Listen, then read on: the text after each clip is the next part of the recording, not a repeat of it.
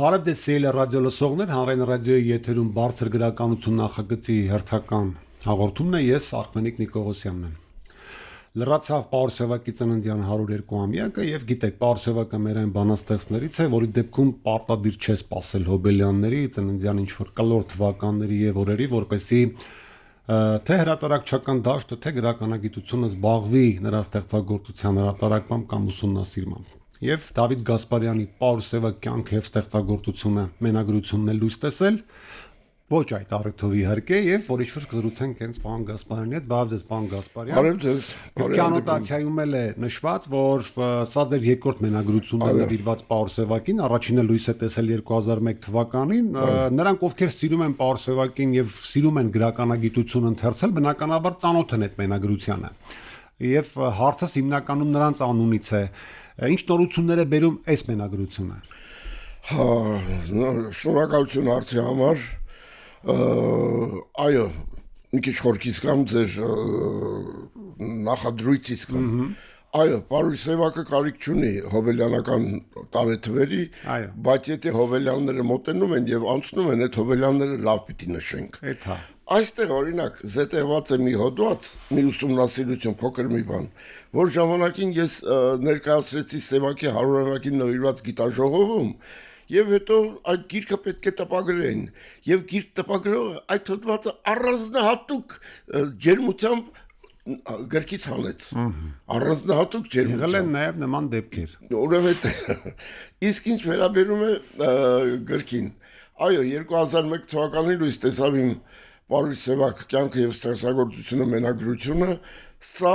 նրա կրկնակի ընդգրկումն ունի,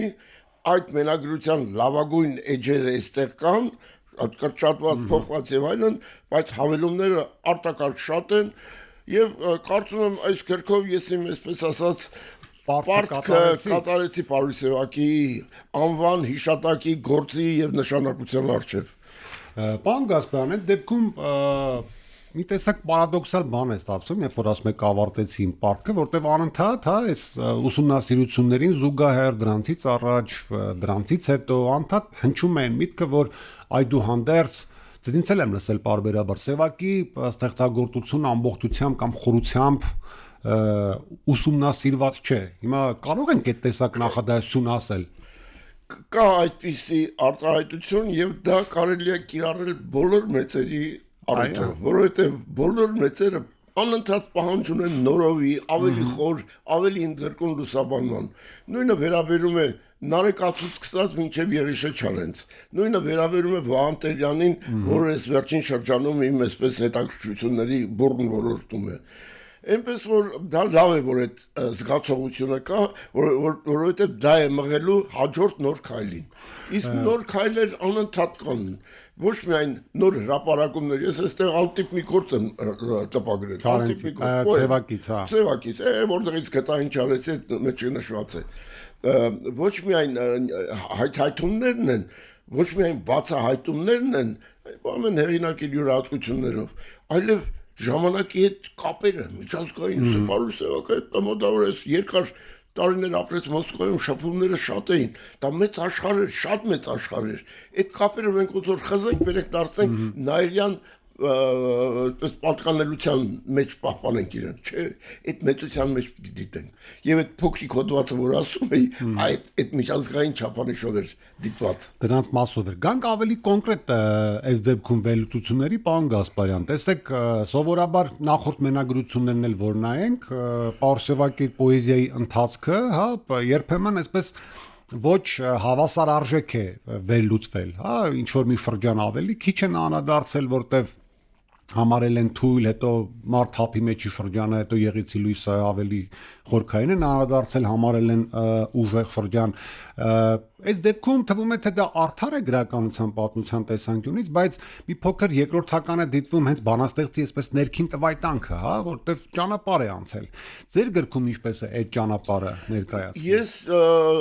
ճանապարհի տրամաբանությունը պահպանելով մի ծայրից մյուսը բերել հասցրել եմ այնինչ կա։ Սկսած 42 թվականին տպագրած առաջին բացառիկ բանաստեղծություններից, բացառիկ ուժի բանաստեղծություններից սովետական գրականություն ամսագրում տպագրած այդտեղ բանի Սիամանթոյի Վանժանի ոգին կար, հայ դասական պոեզիայի ոգին կար, այսպես շրախկան մի մեծ բան կար։ Առաջին գիրքը Սևակին 48 թիվ։ Լավ գիրք էր։ Անմահները հրամայում են։ Լավ գիրք էր, բայց ժամանակի այդ տեսադաշտում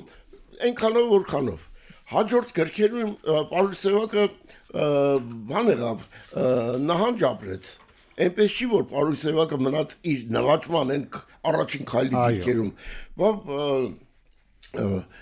Պոեմ գրեց, չէ, Գոմթե պալատը անհաշմտերմություն ռուսերենով թարգմանվեց, տպագրվեց, տարածվեց եւ այլն։ Այդ պոեմը Սևակի այդտեղ կարող ենք որոնել Սևակի տաղանդի նշույլներ, բայց ասել թե դա նվաճում էր առաջակայլը, չէ։ Տպագրվեց, այսա հետ գցեց։ Հաջորդ քայլն էլ սիրո ճանապարհ, էլի այն չէր։ Պարուհի Սևակը արթնացավ նորից քեզ հետ գրքով 57 թվական նորից քեզ հետ, նորից ում հետ։ Մուսաների անեղծ մտերմության հետ։ Իր հետ էլի։ Նորից ինքը իր հետ, առանց շեղումների, առանց турքու սրանարան։ Պարուհի Սևակը այդ գրքով արթնացավ եւ այդ գրքում արդեն իսկար մարդը ափի մեջ շարքից առանցին գործեր կային։ Այդ գիրքը բացվեց, եկավ եւ հաջորդ քայլը Պարուհի Սևակի նորից քեզ բանը մարդը ափի մեջ ժողովածուն է։ Մարդը ափի մեջը Պարուհի Սևակի բանաստեղծական նորարարության այսպես արգասիքն է։ Ինչպես մտածել նորը, հինը եւ այլն խառնեց իրար ստեղծեց դրեց այդ գրքում կան գործեր, պիտի ասեմ, որ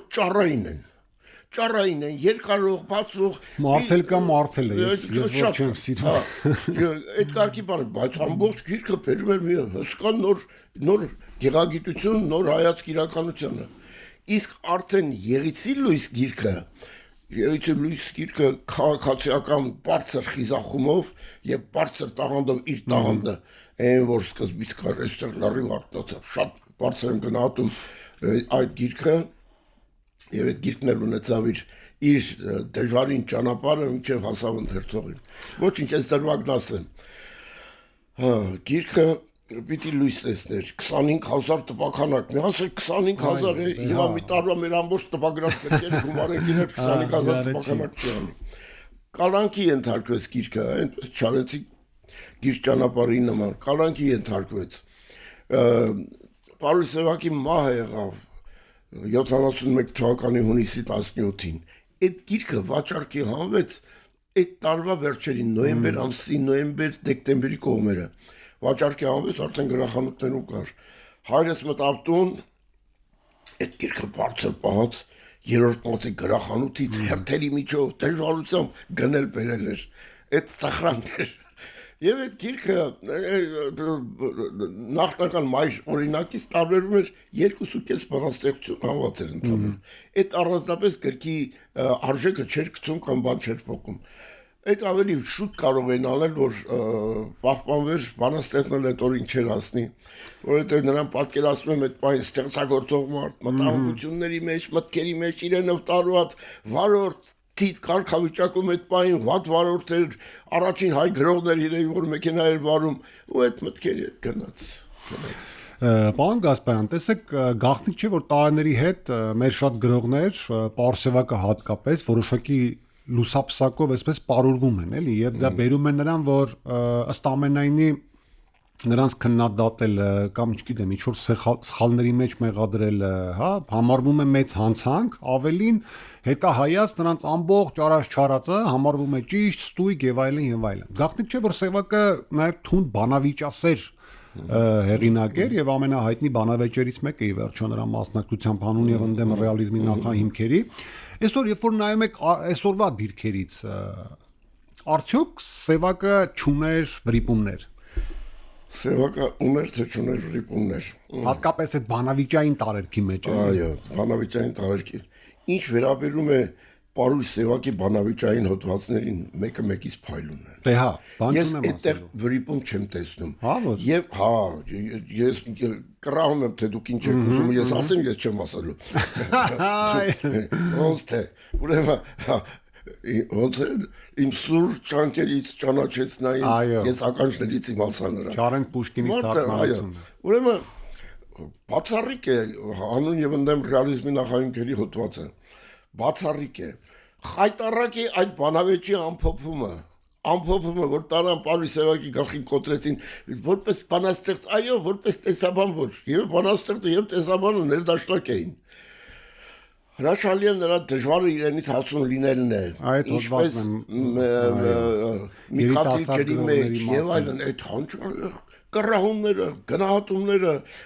ճիշտ քարտեզը տվեց ուրիշ բան որ չուզեցինք լսել եւ Պարուս Սևակի դեմ ալիք ուղվեց չէ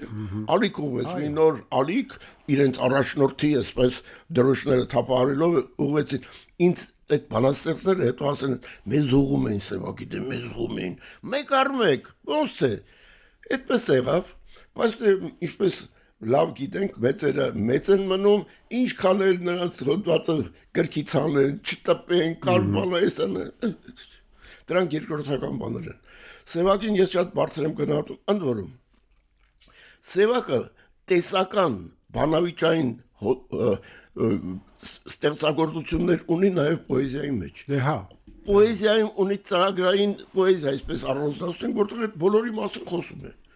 այնպես որ ընդ որում այդպիսին էր նաև Եղիշե Չարենցը էպիկական լուսաբանությունը ես ավանդույթի շղթան պահելը բանը թերություն եք ասում ինչ կասեք ոչ թե թերություն էլ անսխալականություն ինձ ասեք տեսնեմ ով է Գոմոժոն Գոմոժոն ապերեք ես կասեմ դուք ասեք Գոմոժոն չի բանաստեղծ է որ Պարուս Սևակը թարգմանել է Գոմոժոյի պոեզիան Այն ժամանակ թարգմանական ինդուստրիա կար, այս բառի համար բառը տեղին է, ոչինչ որ օտար է։ Թարգմանական ինդուստրիա եւ դա մարդկանց հոնորարով պահում էր։ Պարուս Սևակը նաեւ Գոմոժոյ է թարգմանել։ Հիմա ասում եք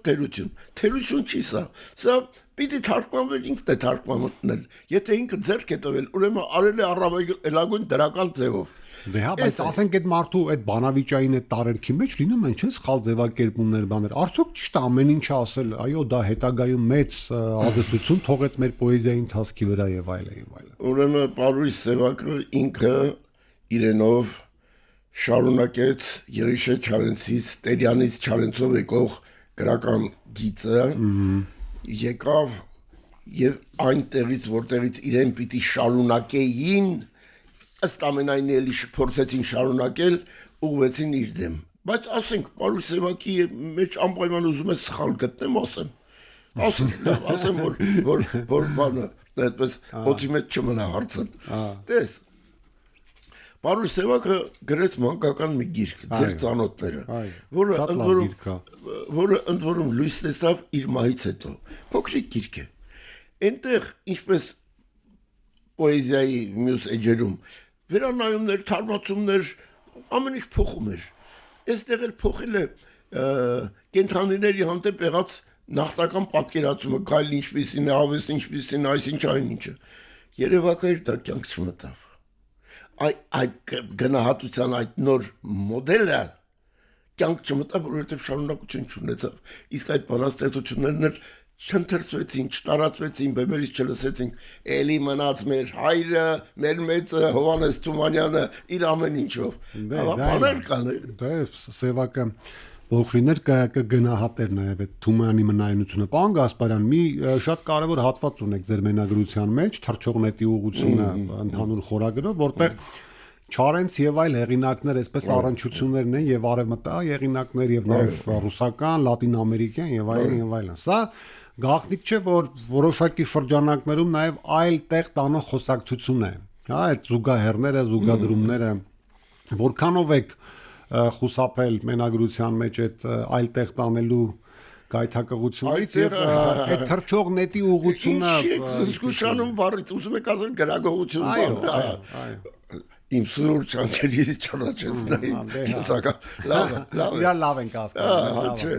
ասում ասեմ ձեզ երևի խոսք ուզում եք բերենք հասցնենք հենց այդ կետին Գուրգեն Մահարու հոդվածին Գուրգեն Մահարի Պարուս Սևակ հարաբերությունը մի մեծ շերտ է։ Մենք պիտի եթե խոսելու ենք, մի քանի դրվագներ ասենք ունե հենակետերը։ Ժամանակ քիչ ունենք, դրա համար ուզում եմ ավելի կոնկրետ լինել։ Ուրեմն ավելի կոնկրետ։ Պարուհի Սևակը Գուրգեն Մահարուն նամակ գրեց։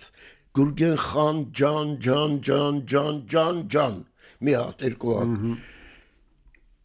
62 թվականին։ Խնդրում եմ գիրքս վերցնեք խմբագրեք։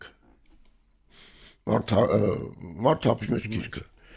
Գուրգեն Մահարին վերցրեց գիրքը, խմբագրեց եւ Պարուհի Սևակի ծննդյան օրը 64 թվականի հունվարի 24-ին գրական թերթում հանդես եկավ հոդվածով։ Թերթն էլ այդ օրը լույս տեսավ զուգադիպեց։ Մահարը հոդվածը տպագրեց թեթևակի կրճատումներով, այդ երկար ճանապարհ էր անցել։ Բայց մինչև տպագրվելը հոդվածի շուրջ աղմուկ էր ստեղծվել։ Իբր թե Մահարին ուղարկելա Լիտգազետա Մոսկվա, իբր թե Սևակը մտելա Էդվարդ Թոփչյանի մոտ ասելա կանխեք այդ հոդվածի տպագրությունը, իբր թե եմ ասում, որովհետև իբր թե է։ Վերջը Մահարը հոդվածը տպագրվեց, դրանից հետո նրանց հարաբերությունները սրվեցին թշնամանքի աստիճանի անգամ։ Եվ Պարուհի Սևակը առաջնորդեց Մահարու այրող այգեստաններ վեպի դեմ արշավանքը։ Քննադատ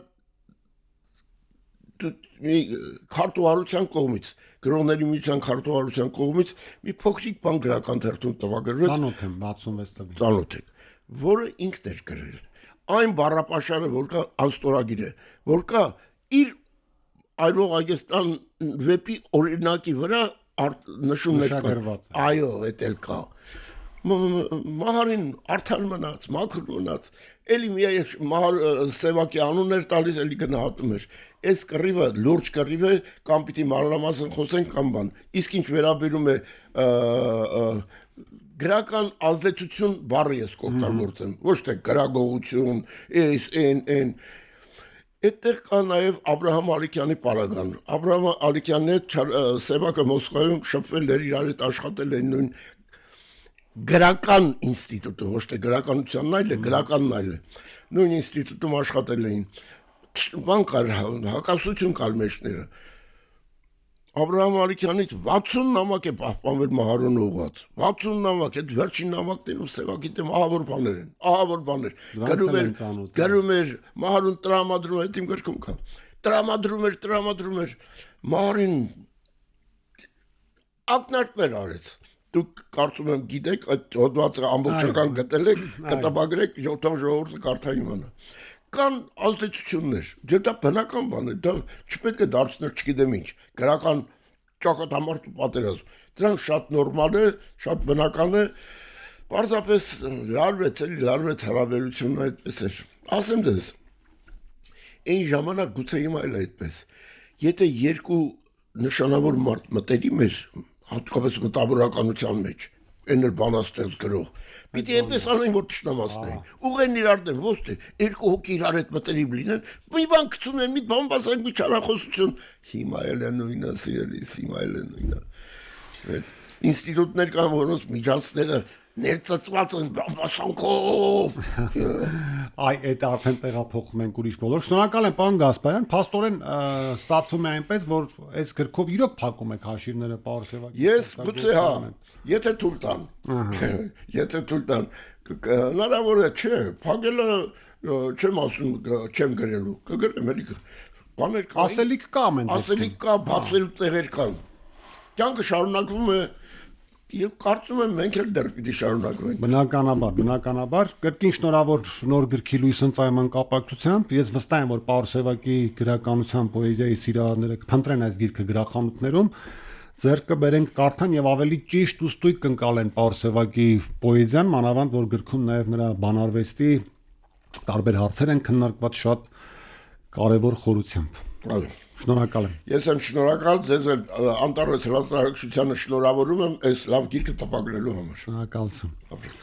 Սիրելի ռադիոլսողներ, վերջում հիշեցնեմ, որ հանրային ռադիոյի եթերում բարձր գրականություն նախագծի հերթական հաղորդումներ ես Արկմենիկ Նիկողոսյանն եմ, զրուցում էի գրականագետ Դավիթ Գասպարյանի հետ, մեր զրույցի թեման նրա Պարուհի Սևակ կյանք եւ ստեղծագործությունը մենագրություններ, լավ եղեք։